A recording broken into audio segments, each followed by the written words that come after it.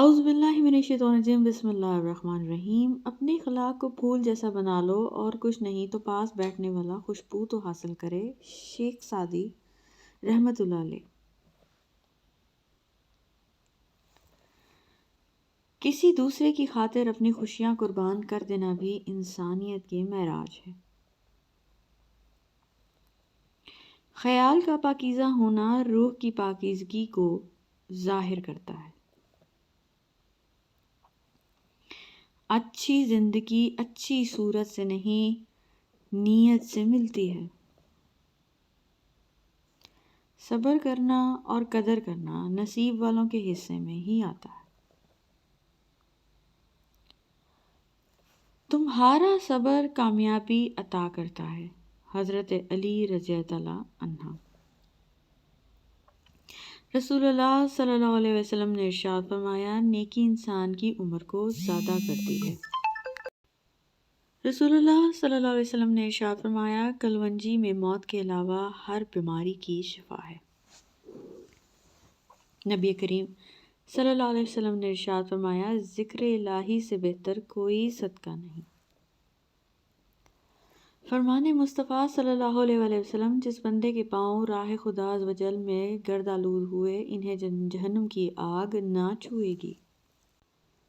دوسروں کی مدد کیا کرو، اللہ تمہاری مدد کرے گا۔ دوسروں کو سکون دینے والا کبھی بے سکون نہیں رہتا۔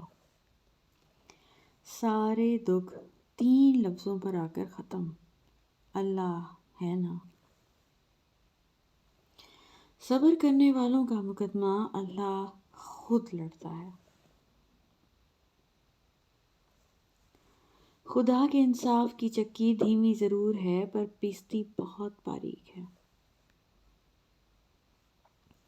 کائنات کی سب سے مہنگی چیز احساس ہے جو دنیا کے ہر انسان کے پاس نہیں ہوتی۔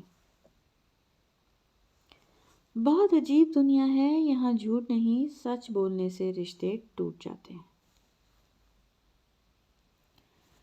آج کل رشتوں کی نہیں مطلب کی قدر ہوتی ہے۔ جو لوگ دوسروں کو اپنے فائدے کے لیے استعمال کرتے ہیں وہ خود بھی کہیں نہ کہیں استعمال ہو ہی جاتے ہیں۔ معاف بار بار کرو مگر بھروسہ صرف ایک بار کرو۔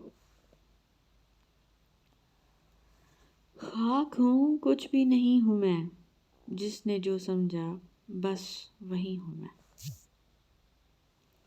آپ کا بہت زیادہ اچھا ہونا بھی آپ کو لے ڈوبتا ہے۔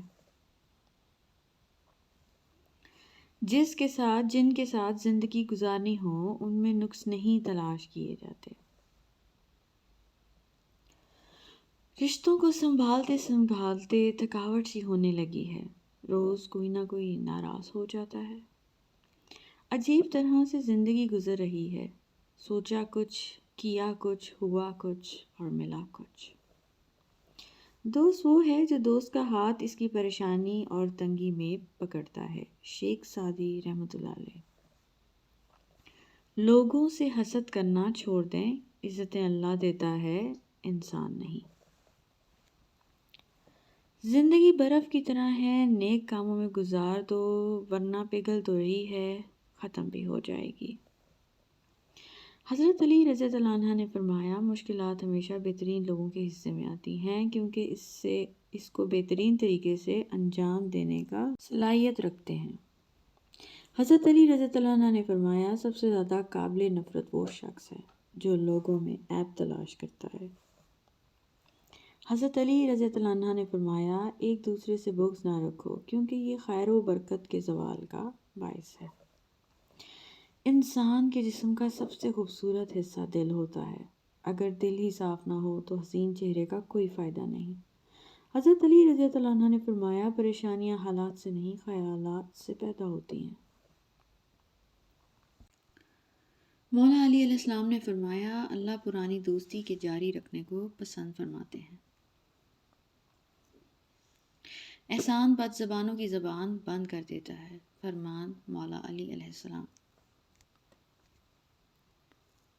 تعلق رکھنا کوئی کمال نہیں، تعلق نبھانا کمال ہے۔ حضرت علی رضی اللہ عنہ نے فرمایا اپنے زبان کی تیزی اس مات پر مت چلاؤ جس نے تمہیں بولنا سکھایا۔ جس گھاؤ سے لہو نہ نکلے سمجھ لینا وہ کسی اپنے نے ہی دیا ہے۔ ہمیشہ یہی سوچ رکھو کہ میرے اللہ نے بہت کچھ دیا ہے، اگر مجھے میرے اعمال کے مطابق ملتا تو میرے پاس بعض دکھ بھی گونگے انسان کی طرح ہوتے ہیں جو نہ بتائے جا سکتے ہیں، نہ کوئی سمجھ سکتا ہے، بس چپ چاپ پالے جاتے ہیں۔ یوں وفاؤں کے سلسلے مسلسل نہ رکھ کسی سے، لوگ ایک خطا کے بدلے ساری وفائیں بھول جاتے ہیں۔ سسرال کے مسائل شوہر سے ڈسکس کرنا ایسا ہی ہے جیسے ملیریا کے بارے میں مچھر سے بات کرنا۔ آیا خالی رہا خالی گیا خالی، ہائے رے انسان تیری خستہ خالی۔ اپنی سوچ کو بدلو، آپ کی دنیا بدل جائے گی۔ انسان کی انسانیت تب ختم ہوتی ہے جب اسے دوسروں کے دکھوں پر ہنسی آنے لگے۔ غصے کے وقت تھوڑا رک جائیں، غلطی کے وقت تھوڑا جھک جائیں۔ وقت نکال کر بات کر لیا کرو اپنوں سے، اگر اپنے ہی نہ رہیں گے تو وقت کا کیا کرو گے؟ سچے رشتے کچھ نہیں مانگتے سوائے وقت اور عزت کے۔ رابطے بتا دیتے ہیں کہ دل میں کتنی قدر ہے، ورنہ کہنے کو تو سبھی اپنے ہوتے ہیں۔ جب لوگ راستے الگ کرنے کا فیصلہ کر لیتے ہیں تو سب سے پہلے رابطے کم کر دیتے ہیں۔ اپنا اچھا وقت انہی کو دیں جو برے وقت میں آپ کے ساتھ رہے ہوں۔ جب کوئی گلہ یا شکایت کرنا چھوڑ دے تو سمجھ لیں کہ وہ آپ سے بہت دور جا چکا ہے۔ نماز مٹی کے انسان کو سونا بنا دیتی ہے۔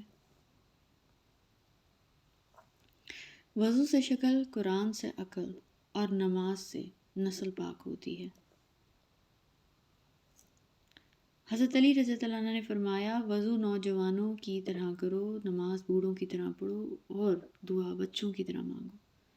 انسان تو ہر گھر میں پیدا ہوتے ہیں مگر انسانیت کہیں کہیں جنم لیتی ہے۔ امام حسین علیہ السلام۔ Thank you for watching.